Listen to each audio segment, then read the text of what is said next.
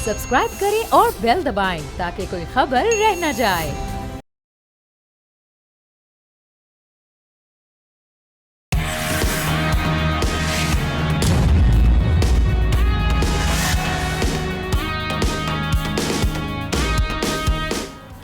अस्सलामुअलैकुम, आप देख रहे हैं न्यूज़ पंच। मैं हूं आमना खटाना।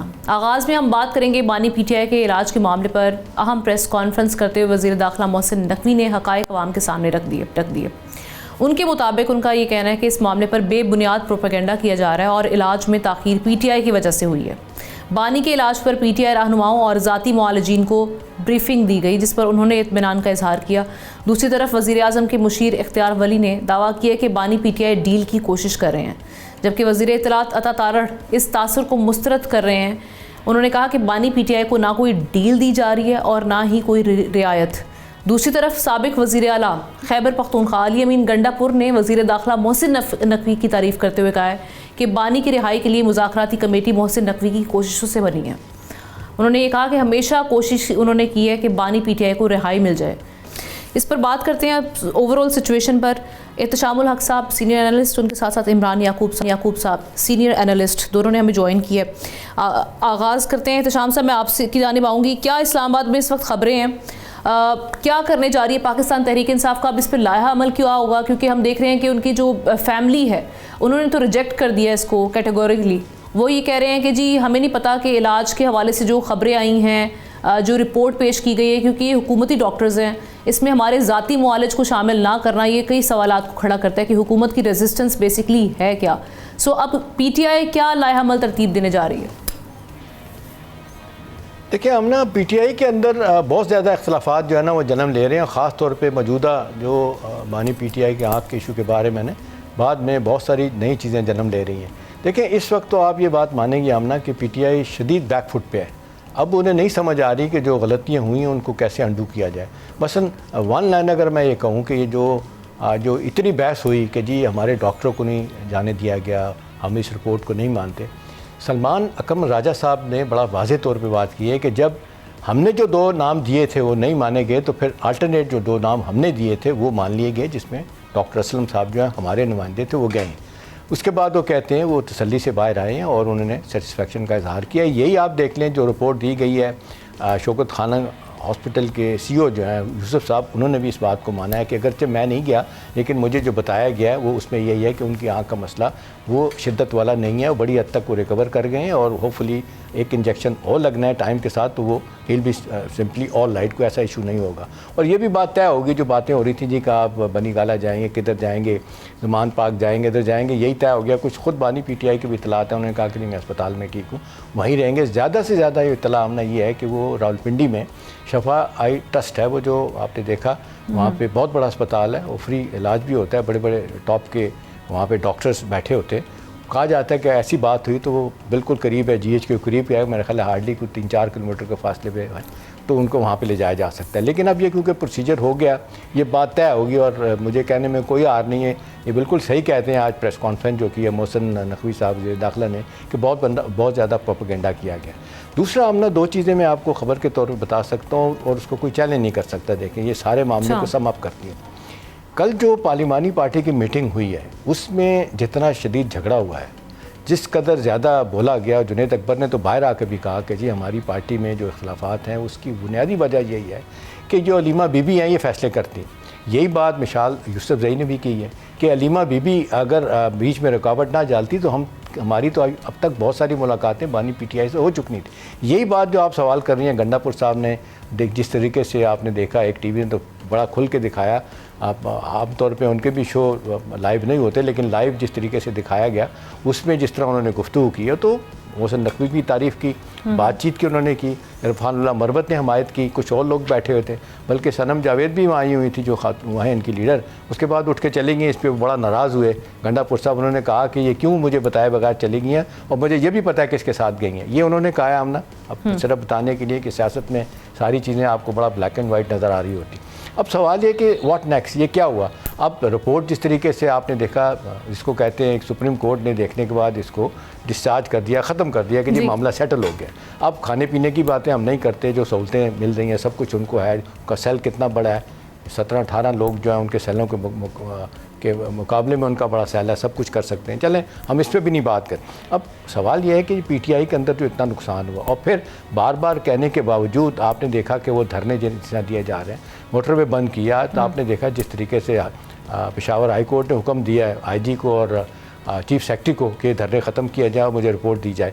10 लोगों की वहाँ पे शहादतें हो चुकी हैं। अभी देखें, अब इतनी बातें करते हैं मदीना की रियासत की। नबी सल्लल्लाहु अलैहि वसल्लम की बड़ी वाज़ेह हदीस कि रास्ते बंद नहीं करने चाहिए, किसी सूरत में रास्ते बंद नहीं होने चाहिए।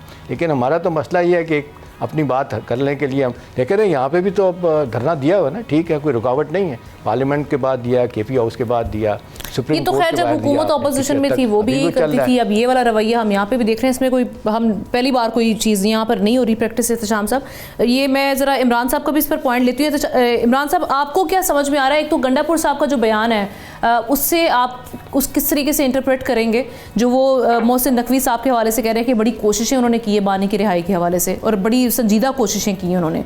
एक तो हम सब जानते हैं कि वो कितने करीब हैं टॉप जो क़यादत है, अस्करी क़यादत, उनके करीब। एक तो वो कोशिशें अगर हुई हैं तो आप उसमें क्या रुकावट समझते हैं? दूसरा ये कि अलीमा खानम साहिबा का जो इस वक्त रोल है, जिससे हम PTI में अक्सर शिकायतें बढ़ते हुए देखते हैं, आप समझते हैं कि वही रुकावट है जिसकी वजह से अभी तक मामला आगे नहीं बढ़ पा रहे?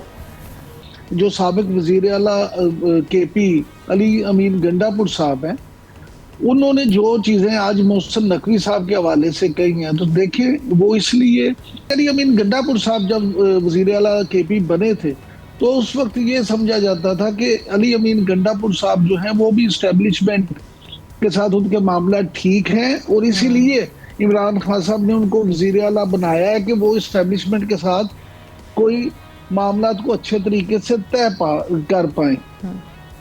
तो लिहाजा बादी नजर में ऐसा महसूस होता है कि शायद अली अमीन गंडापुर साहब को भी इस्टेब्लिशमेंट के करीब करने में भी मोहसिन नकवी साहब का कोई किरदार हो, उन्होंने भी उसमें कोई अपना रोल प्ले किया हो। तो अली अमीन गंडापुर साहब जो बातें आज कर रहे हैं वो बिल्कुल ठीक है, जब वो खुद इस बात का इकरार कर रहे हैं कि field marshal general Asim Munir साहब के सामने भी मोहसिन नकवी साहब ने इमरान खान की रिहाई के हवाले से बात की और वो उन्होंने तो यहाँ तक कह दिया है कि किसी ने भी उतनी कोशिशें नहीं की इमरान खान की रिहाई के लिए जितनी उसने मोहसिन नकवी साहब ने की।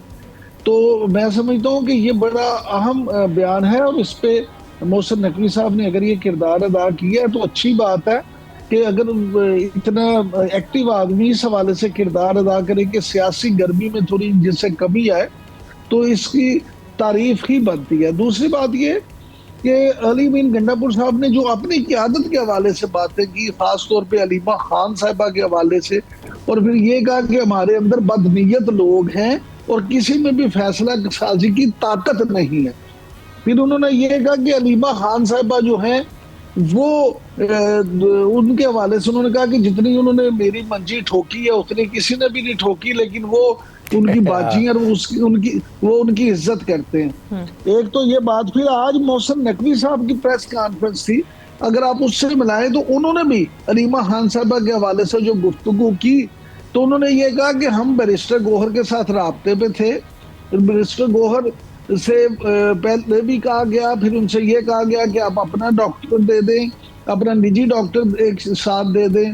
फिर जब 2 डॉक्टरों ने मुआयना किया तो उसके बाद भी बैरिस्टर गोहर साहब से राब्ता था, लेकिन अलीमा खानम। अच्छा इमरान साहब, दो चीज़ें मेरे जहन में आ रही हैं। आप जोरदार कॉलम भी लिखते हैं, बड़ा इस इश्यूज़ में भी आप बोलते हैं, बात कर रहे होते हैं। 2 चीज़ें उस पर मैं चाहूँगा आप क्लैरिटी दें, आमना भी उस पर और पूछ सकती है। देखिए, एक तो ये है कि बैरिस्टर गौहर और अपने राजा साहब जो हैं, जो इनके वैदुल मुस्लिमीन वाले हैं, ये जब पिम्स में मिल के आए थे, मुलाकात होगी और बाकायदा इनको बताया गया था कि मिलने जा रहे हैं। उसके बाद PTI वालों ने एक बात उनके ख़िलाफ़ खोल दिया, क्यों गए थे, क्यों मिले थे, एक ये। और दूसरा ये बताएं याकूब साहब कि एक इस सूरत हाल में अब जबकि कल इनकी पार्लिमानी मीटिंग होती है, उसमें वो एक बात हुई है कि जी अगर तो फैसले अचकज़ई ने भी कहा है और अल्लामा नासिर ने भी कहा है, अगर हमें आपने अथॉरिटी दी है तो हमें फ़ैसले करने दें, ये फैसले हमें नहीं करने दिए जा रहे। आपको कितना ये लगता है कि PTI अपना खुद नुकसान कर रही है? आपने वो खुद कहते हैं अचकज़ई कि मुझे अब मैंडेट बानी ने दिया है तो मुझे बात करने दें, मुझे देखने दें चीज़ें, वो मामलात उल्टे तरफ लेके जा रहे हैं। उनके खिलाफ भी आपने देखा कैंपेन एक शुरू हो गई है कि जी ये कौन होते हैं, बाहर के आके लोग बैठ गए, इसको कैसे देखते हैं? एहतशाम साहब, आप क्योंकि खुद एक सीनियर आदमी है और ये सारे मामलात को बड़े करीब से देखते हैं, आपको पता है कि पीटीआई का वतीरा ये है कि पीटीआई जो है वो उनकी जो सियासत तर्ज सियासत है उसमें वो मैं ना मानू पे यकीन रखते हैं। अब अगर आप गौर करें महमूद अचकज़ई साहब की सियासत पे तो आपको 1001 इख्तलाफ हो सकता है, लेकिन महमूद अचकज़ई साहब जो है वो कम से कम मुनाफिकत की सियासत नहीं करते। तो मैं तो जाती तौर पे being a follower of politics ये समझता हूँ कि महमूद अचकज़ई जो हैं वो शायद इनके इस तरह से दबाव में नहीं आएंगे, और अगर इन्होंने बिल्कुल भी उनको स्पेस ना दी तो शायद वो खुद ही इस बात से तो इनकार कर दें कि वो लीडर ऑफ द ऑपोजिशन का ओहदा छोड़ सकते हैं, लेकिन इन चीज़ों पे वो शायद नहीं आएंगे। और राजा नासिर अब्बास साहब जो है उनकी भी सारी गुफ्तगू आपके सामने है। मामला ये है कि इस सारी सूरत हाल में अब अलीमा खान साहबा जो हैं वो क्या रोल अदा करती हैं, क्या वाकई ही खान साहब की तरफ से अलीमा खान साहबा को ये मैंडेट दिया गया कि फैसले वो करें? क्योंकि जो पीटीआई में ग्रुपिंग है, बुशरा बीबी का जो ग्रुप है उसमें तो अलीमा खान साहबा के लिए कोई जगह नहीं बनती। हाँ जी, और दूसरी बात ये है कि बैरिस्टर गौहर साहब जो है वो बुनियादी तौर पे एक शरीफ आदमी है, और उनके जो लहजा है वो भी आपको पता है कि बहुत ज्यादा उसमें तलखी नहीं होती। बहुत सारे जो पीटीआई के लोग हैं जिनसे ऑफ कैमरा बारी बात होती है, वो हमारे दोस्त पीटीआई वाले तो ये कहते हैं कि शायद अलीमा खान साहबा ये चाहती हैं कि इमरान खान की अदम मौजूदगी में वो पार्टी की क़यादत संभालें और वो पार्टी जो है उसको लीड करना चाहती हैं। अब खान साहब जो हैं क्योंकि जेल के अंदर हैं वो उस तरह से इन चीज़ों को कंट्रोल भी नहीं कर सकते, लेकिन अलीमा खान साहबा की जो भी ख्वाहिश हो, मामला ये है कि क्या पार्टी क़यादत उनको मानेगी, और दूसरा ये कि कारकुन जो है वो अलीमा खान साहबा को उसी तरह से फॉलो करेंगे जिस तरह से वो खान साहब इसी रवैये की वजह से इमरान साहब आपको याद होगा बानी पीटीआई ने अलीमा खान को साइड लाइन कर दिया था। उन्होंने कहा था अब ये कोई सियासी बयानबाजी नहीं करेंगे और नौरीन बीबी जो दूसरी बहन है वो बात किया करेंगे, लेकिन वो हुआ नहीं। जी ऐसे ही है, उन्होंने उस्मा खान के हवाले से कहा था कि वो करेंगी, लेकिन उस्मा खान जी हाँ जी, लेकिन वो इसीलिए सर मैंने ये जो बात की है कि ये जो लोग हमारे पीटीआई वाले दोस्त ये बात करते हैं कि अलीमा खान साहबा पार्टी की आदत हासिल करना चाहती हैं और लीड करना चाहती हैं, तो वो जो चीज़ें हम अंदर जब तक ये ग्रुपिंग ख़त्म नहीं होगी, अब खान साहब बेचारे उनकी अगर सेहत भी ख़राब है, अब आंख का भी मसला है और दूसरी तरफ उनके लिए दूसरे मसाइल हैं, तो बहुत सारे लोग तो पीटीआई के ये समझते हैं और बरमला कहते हैं, इवन फवाद चौधरी साहब तो टीवी शोज में ये कहते हैं कि ये लोग अलीमा खान साहब और उस तरह के दूसरे लोग नहीं चाहते कि इमरान खान बाहर आए, क्योंकि अगर वो बाहर इस पार्टी में इमरान साहब माजरत के साथ किस शख्स पे ऐसा इल्ज़ाम नहीं आया? हर पार्टी के अंदर से एक दूसरे को कहते रहते हैं जी ये इस्टेब्लिशमेंट के साथ हैं, वो इस्टेब्लिशमेंट का बंदा है। इस पे हर गंडापुर साहब हों, चाहे बुशरा बीबी वाले मामला तो अब अलीमा खानम साहिबा या बैरिस्टर गौहर हों, सबके ऊपर ये इल्ज़ाम आई थिंक लग चुका हुआ है। लेकिन आमना आप देखें ना, मोहसिन नकवी साहब ने तो कहा है, मोहसिन नकवी साहब की आज की आप गुफ्तगू सुनो, उन्होंने कहा कि कुछ लोग नहीं चाहते कि ये मामला इमरान खान वाला हल हो, क्योंकि अलीमा खान साहिबा खुद ये कहती हैं कि अगर ये मामला हल हो गया तो फिर सियासत जो है वो ख़त्म हो जाएगी, और वो बीमारी पीटीआई जो है वो अलीमा खान साहिबा और पीटीआई इमरान खान की बीमारी को कैश करवाना चाहते हैं, और वो चाहते हैं कि इमरान खान जेल के अंदर ही रहे और उनकी वो हुकूमती मौक़िफ़ है, वो हुकूमती मौक़िफ़ तो ऐसे आएगा, ये हम देखते रहेंगे सारे सिलसिला। बहुत शुक्रिया इमरान साहब। ब्रेक का कहा जा रहा है, एहतशाम साथ ही रहेगा। ब्रेक के बाद एक और टॉपिक उस पर डिस्कस करेंगे।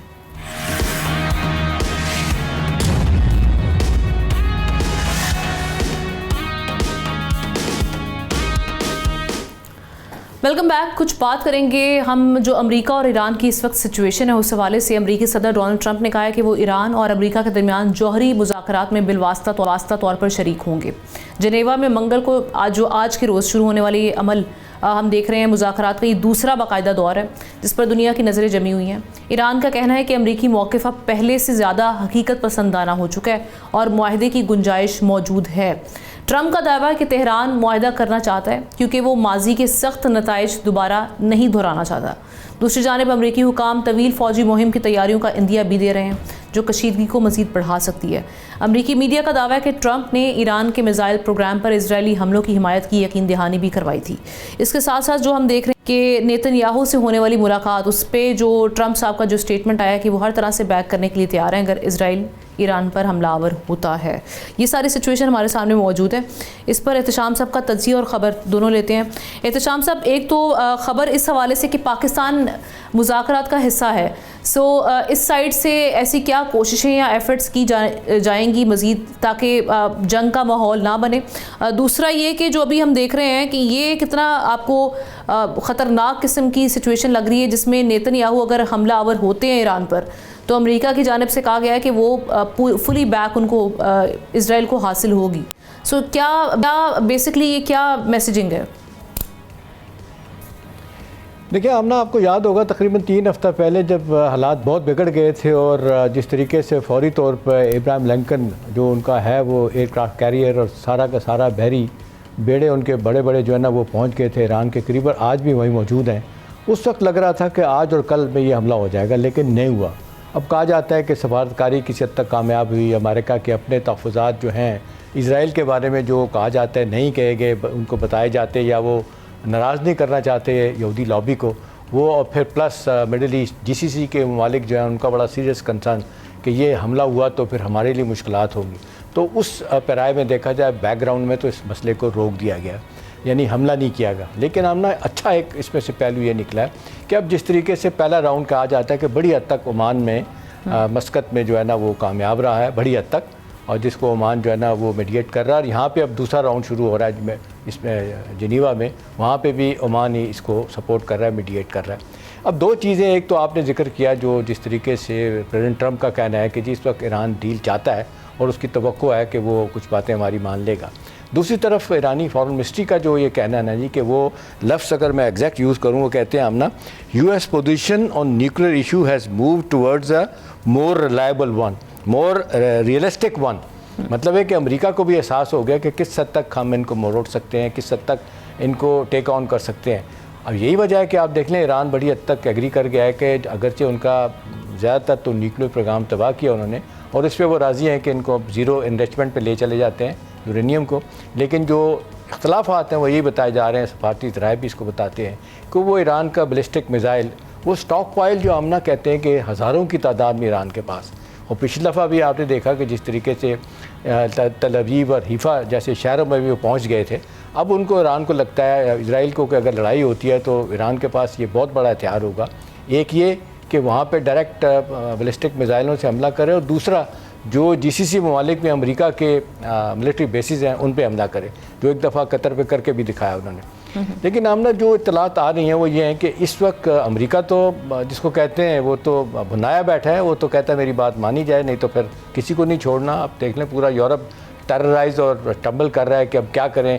अब एक पुराना वर्ल्ड ऑर्डर तब्दील हो रहा है और जर्मन जो हैं क्या कहते हैं चांसलर मिस्टर मर्ज, वो ये कहते हैं कि हम तो लग रहा है कि अब तबाही की तरफ हमने जाना है, हमें कुछ सोचना पड़ेगा कलेक्टिवली, यूरोप को सोचना पड़ेगा, यूरोपियन यूनियन को नहीं, यूरोप को, जिसमें यूक्रेन भी शामिल है, वो यूरोपियन यूनियन का मेंबर नहीं है, बाकी जो और ममालिक भी है। तो सारे पैराए में देखा जाए तो ईरान का अमेरिका का तो मूड आमना बिल्कुल यही है कि अपनी बात बनवाई जाए। अब इसमें जो कैच है जो पहली दफ़ा लग रहा है, ठीक है अगरचे अब स्टेट ऑफ हॉर्मज़ में आपने देखा रिवोल्यूशनरी गार्ड की एक्सरसाइज हो रही हैं, वो भी एक सिग्नलिंग मैसेजिंग कर रहे हैं भी हमला करेंगे तो हम भी करेंगे। लेकिन दूसरी तरफ ईरान की जो एक साजी सूरत हाल है हमना इतनी ख़राब होगी, आपने देखा उनकी करेंसी क्रैश कर गई है, कोलैप्स कर गई है। मिलियन में रियाल में $1 मिला होता है उनको 1.7 मिलियन में। तो अब वो ये चाहते हैं, जो कुछ इत्तलात मेरी हैं वो ये हैं कि इस वक्त जो फ्रोज़न एसेट्स हैं वो 100 से 120 बिलियन डॉलर के ईरान के जो डॉलर्स हैं वो फ्रीज़ हुए हैं वेस्ट अमेरिका में। 2 बिलियन डॉलर हैं सिर्फ अमेरिका में, बाकी जनीवा में और ममालिक में उनके रखे हुए।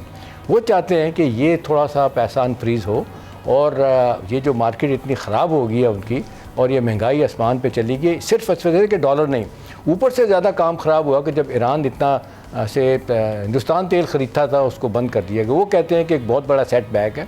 वो मंथली कहा जाता है 400 से 500 मिलियन डॉलर के करीब वो जो है ना वो असला ख़रीदा जाता था, अपना तेल ख़रीदा जाता था।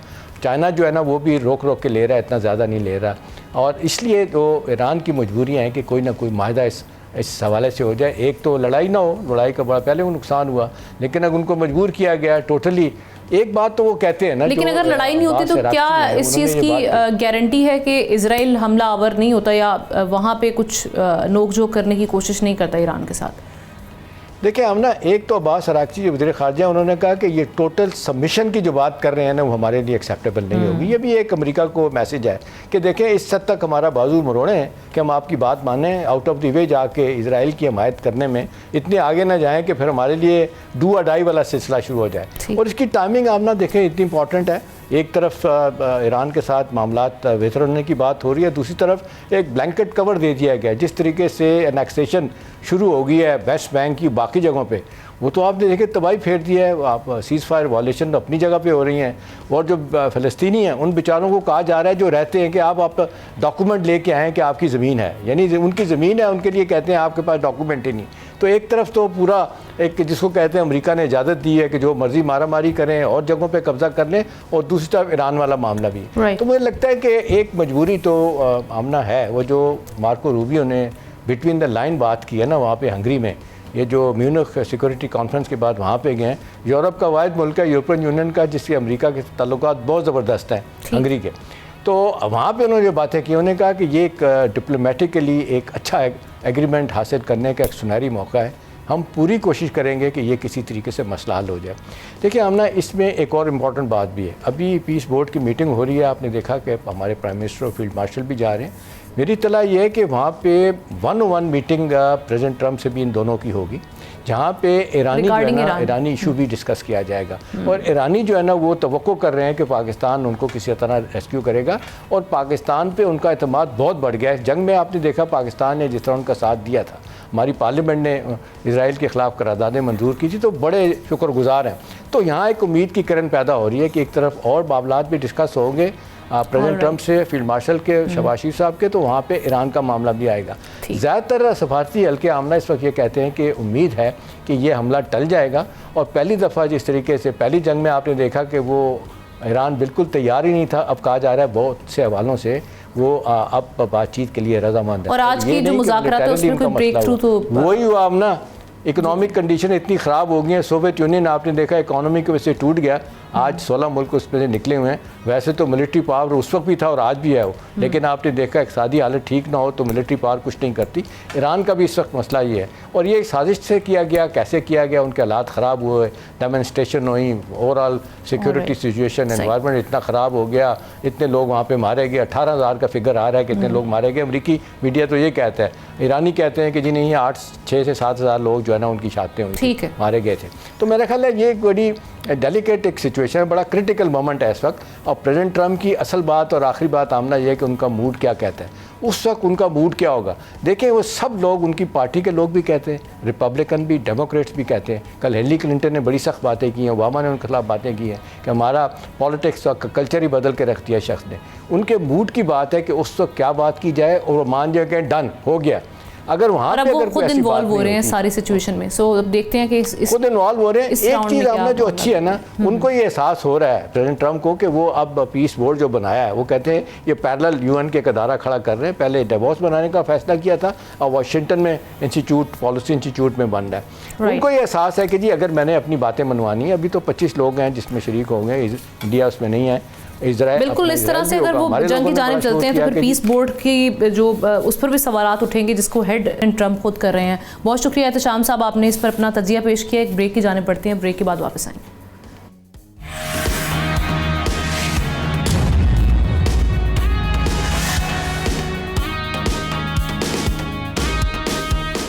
Welcome back. कुछ बात करेंगे खैबर पख्तूनख्वा के दुश्वार गुजार पहाड़ों में पुलिस, एलिट फोर्स और CTD ने मुश्तरका कार्रवाई करते हुए 3 इंतहाई मतलूब दहशत गर्दों को जहन्नुम वासिल कर दी है। इस ऑपरेशन में फितनतुल खवारिज का सरगना नूर इस्लाम भी मारा गया, जिसके सर की कीमत 50 लाख रुपए मुकर्रर थी। फायरिंग के शदीद तबादले में पुलिस के 3 बहादुर एहलकार मकबूल अहमद, फिदा हुसैन और सईदुर रहमान ने जाम शहादत नोश किया। ISPR के मुताबिक सिक्योरिटी फोर्सेज ने बाजोड़ में भी दहशतगर्दों का चौकी पर हमला नाकाम बना दिया। उधर इस्लामाबाद से वज़ीर तिजारत जाम कमाल ने अफगान हुकूमत को 2 टोक पैगाम दिया है कि पाकिस्तान अपनी सलामती पर कोई समझौता नहीं करेगा, चाहे बात तिजारत की हो या फिर मुज़ाकरात की। UN की एक रिपोर्ट ने भी पाकिस्तानी मौक़िफ़ की तायद की है कि अफ़गानिस्तान में TTP को खुली आज़ादी खित्ते के अलावा दुनिया के लिए भी ख़तरा है। लेकिन सब कब तक हम इस तरह के ऑपरेशंस करते रहेंगे, कुर्बानियों का सिलसिला जारी रहेगा और आलमी रिपोर्ट्स सब जो एक जानिब इशारा भी कर रही हैं, उसके बाद क्या इस हवाले से एक्शन लिया जा सकता है आलमी प्लेटफॉर्म पर? इस पर बात करने के लिए ज़ाहिर शाह शराजी साहब हमारे साथ मौजूद है, senior analyst. Thank you so much Shah साहब फॉर योर टाइम। शाह साहब, ये जो सबसे पहले तो मैं ये जानना चाहूँगी, जो बनू में ऑपरेशन की सूरत हाल के हवाले से ज़रा बताइएगा। वहाँ कुछ अफाका हुआ है दहशतगर्दी के हवाले से, और साथ ही साथ ये जो अभी हम देख रहे हैं कि उस जानिब से अभी तक जो इक़दाम किए जाने चाहिए थे, जो इंगेजमेंट्स भी हुई, वो हमें अभी तक दिखाई नहीं दे रहे। क्या वजूहात समझते हैं आप?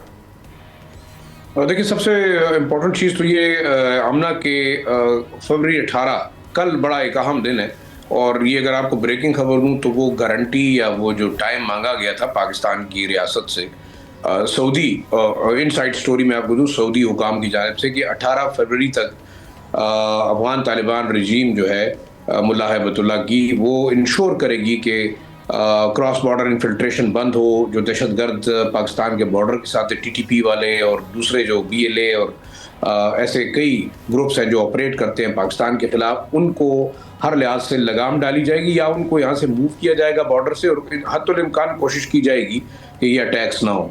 लेकिन अगर आप देख रहे हैं कि आज 17 तारीख है और कल 3-4 अटैक्स हुए।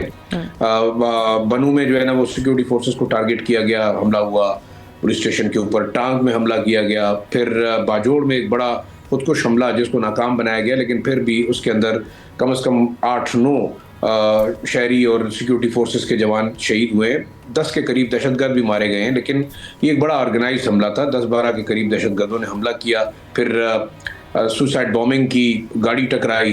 इसका मतलब तो ये हुआ कि इतने बड़े पैमाने पर अगर ये हमले हो रहे हैं तो इसका मतलब है ये मामला इतना सीधा नहीं है, और बल्कि बतदरीज आप देख रहे हैं ये बंदोबस्ती जो डिस्ट्रिक्ट्स हैं उनकी जानिब फैल रहे हैं। कल तक हम सुन रहे थे कि PTI की हुकूमत खैबर पख्तूनख्वा के अंदर ये दावा कर रही थी कि मालाकंड जो है वो वहाँ से फ़ौज बतदरीज वापस जाएगी और काउंटर टेररिज्म डिपार्टमेंट और पुलिस जो है तमाम सिक्योरिटी का इंतज़ाम संभालेगी। लेकिन ये शांगला में जो हुआ है ये बड़ा ख़तरनाक है, बाकायदा ऑर्गेनाइज टारगेट की गई है पुलिस फोर्स को, और इसमें एक बड़ी कामयाबी ये हुई कि जो नूर इस्लाम नामी दहशतगर्द था, 50 लाख उसके सर की कीमत थी, ये वो दहशतगर्द है जो कि दासू में और दूसरे मकामात में चाइनीज़ जो शहरी हैं उनके ऊपर हमलों में मुलव्वस है। तो ये एक बड़ी कामयाबी है, मेरे ख्याल में एक अच्छा मैसेज है इंटरनेशनल कम्युनिटी को। दूसरा, अब देखना ये होगा कि आपने देखा कि ख्वाजा आसिफ ने बड़ा क्लियरली कहा है कि पाकिस्तान किसी भी वक्त रिस्पॉन्ड करेगा इन हमलों के जो कि बलूचिस्तान के अंदर हुए हैं, जो खैबर पख्तूनख्वा के अंदर हो रहे हैं। अब सब लोग ये शायद सोच रहे होंगे कि क्यों रिस्पॉन्ड नहीं हुआ, क्योंकि पाकिस्तान ने इस हवाले से ना कुछ स्टेटमेंट जारी की है। बलूचिस्तान में जो ऑर्गेनाइज हमले हुए, जो KP के अंदर कल हुए, मेरे ख्याल में अब वक्त आ गया कि इंटरनेशनल कम्युनिटी और अगर अफगान तालिबान रजीम खुद एक्शन नहीं लेती तो पाकिस्तान जो है मे भी आपका अगले चंद दिनों में देखेंगे कि बड़ी कार्रवाई अक्रॉस द बॉर्डर भी हो सकती है। बहरहाल दूसरा, अफगान तालिबान किसी भी लिहाज से इन दहशतगर्दों के खिलाफ ना कार्रवाई करना चाहते हैं, ना उनके खिलाफ कोई एक्शन लेना चाहते हैं। लेकिन शाह साहब, ये जो डायरेक्ट कॉन्फ्रंटेशन है अगर पाकिस्तान वो करता है बाकी स्टेक होल्डर्स को इसमें शामिल किए बिना, तो आपने समझते हैं कि एक नया महाज खुल जाएगा, एक जंग की सूरत हाल पैदा हो सकती है? मेरे ख्याल में देखिए कोई जंग की सूरत हाल नहीं हो सकती। पाकिस्तान बड़ा क्लियर है, जैसे कि बारहा मैसेजिंग भी की गई है, क्लियरली कन्वे भी कर दिया गया है। जब देखिए चाइना कह रहा है कि हमें थ्रेट है, रशिया कह रहा है हमें थ्रेट है, central Asian republics Tajikistan, Uzbekistan वो कह रहे हैं कि हमें थ्रेट है। ईरान ने ओपनली अब पाकिस्तान का साथ देना शुरू किया है कि अफगानिस्तान के अंदर दहशतगर्दों के खिलाफ कार्रवाई होनी चाहिए। जब अमेरिका ने कह दिया है, यूनाइटेड नेशन सिक्योरिटी काउंसिल ने कह दिया है, अभी आपने जो तालिबान मॉनिटरिंग कमेटी की जो एक्सटेंशन कर दिया है 2027 तक, उनकी जो 37वीं रिपोर्ट में उसने बिल्कुल वाजे कर दिया कि 5 बड़े ग्रुप हैं, गलत हम BLA है, ISK है, अलकायदा है, TTP है और TIP है, जो चाइनीज, पाकिस्तान और सेंट्रल एशियन रिपब्लिक्स को थ्रेट कर रहे हैं। इवन चाइनीज नेशनल तो भी अटैक भी हुआ था काबुल में ही, जो हम रेस्टोरेंट वाला अटैक सुन चुके हैं, लेकिन उसके बावजूद उनकी जानिब से कोई ऐसी स्ट्रेटजी या कोई बंद नहीं बांधा गया काबुल के ऊपर। देखिए, मेरे ख्याल में काबुल तालिबान को अब रियलाइज हो गया है कि उन्होंने क्या करना है। उनके इंटरनल रिफ्ट अपनी जगह पे, और आप देख रहे हैं इतने दिनों में उनकी जो बयानबाजी थी उनको भी UN की रिपोर्ट से नेगेट किया है कि यहाँ दहशतगर्द मौजूद हैं, आपने उनके खिलाफ एक्शन लेना है। लेकिन अब सवाल वही है कि अगर अमेरिका वहाँ से तैयारे भर भर के यहाँ पे जो है भेज रहा है, डॉलर्स के साथ साथ रा और मुसाद का नेटवर्क बलूचिस्तान के अंदर ऑपरेट करने की कोशिश कर रहा है, पाकिस्तान के वेस्टर्न बॉर्डर से जो है ना वो टारगेटिंग कर रहा है, तो पाकिस्तान को एक बड़ा इंटरनेशनल कम्युनिटी के सामने हिंदुस्तान और रा और मुसाद का जो नेटवर्क है उसको उठाना चाहिए कि अब इन लोगों की एक ऑर्गेनाइज्ड फाइनेंसिंग की वजह से पाकिस्तान को थ्रेट है। कल एक बड़ी डेवलपमेंट हुई है, हमारे कमांडर इन चीफ जो है वो जनरल आसिम मुनीर, वो मिले UAE के हुकाम से और सिक्योरिटी के ऊपर तावन की इंडोर्समेंट की गई है। तो मैसेज बड़ा क्लियर है UAE और मिडिल ईस्टर्न ममालिक को कि जो टेरर फाइनेंसिंग वहां से हो रही है, BLA, BRA या अलकायदा और जो बलूचिस्तान सेपरेटिस्ट मूवमेंट हैं, जो कि ऑन बिहाफ ऑफ गवर्नमेंट की सतह पे हो, चाहे लोकल सतह पे हो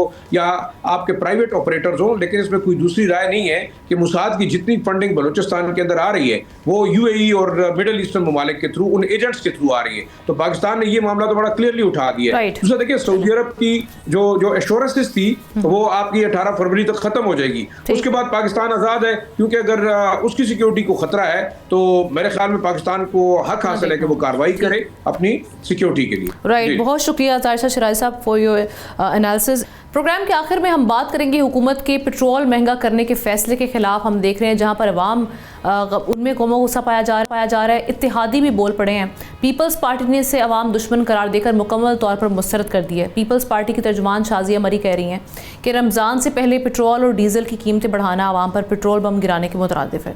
एक तरफ हुकूमत रिलीफ के दावे कर रही है तो दूसरी जानिब ईंधन महंगा करके महंगाई का नया तूफान दिया गया है। उधर मार्केट्स में रमज़ान के आगाज़ के साथ ही महंगाई ने डेरे जमा ली हैं और अशिया ख़ुरनोश आम आदमी की पहुंच से बाहर होती चली जा रही है। सब्जियां और फल भी मनमाने दामों बिकने हमें दिखाई दे रहे हैं और इंतज़ामिया बेबस दिखाई दे रही है। अभी रमज़ान में हम देख रहे हैं कि 1-2 दिन रह गए हैं, उसके बावजूद ये सारी सिचुएशन अवाम शिकायत कुन है और ऐसे में वज़ीर आज़म शहबाज शरीफ का रमज़ान रिलीफ पैकेज भी हमारे सामने है। 1 करोड़ से ज़ायद ख़ानदानों के लिए 13,000 रुपये की नकद इमदाद। अब ये देखना ये है, क्योंकि ये तो ऊँट के मुंह में ज़ीरे के मुतरादिफ दिखाई दे रही है, और साथ ही साथ क्या ये ज़रूरतमंदों तक, जो असल ज़रूरतमंद हैं, उन तक शफाफियत के साथ पहुँच पाएगी। ये एक इम्तिहान होगा इंतज़ामिया का आने वाले दिन के क्या मामलात बने हैं। इसके साथ ही प्रोग्राम का वक्त खत्म हो जाता है। इस हवाले से कमेंट सेक्शन में जाके आप अपनी राय का इजहार कर सकते हैं। हमें इजाज़त दीजिए, कल मुलाकात करेंगे इंशाल्लाह। अल्लाह हाफ़िज़।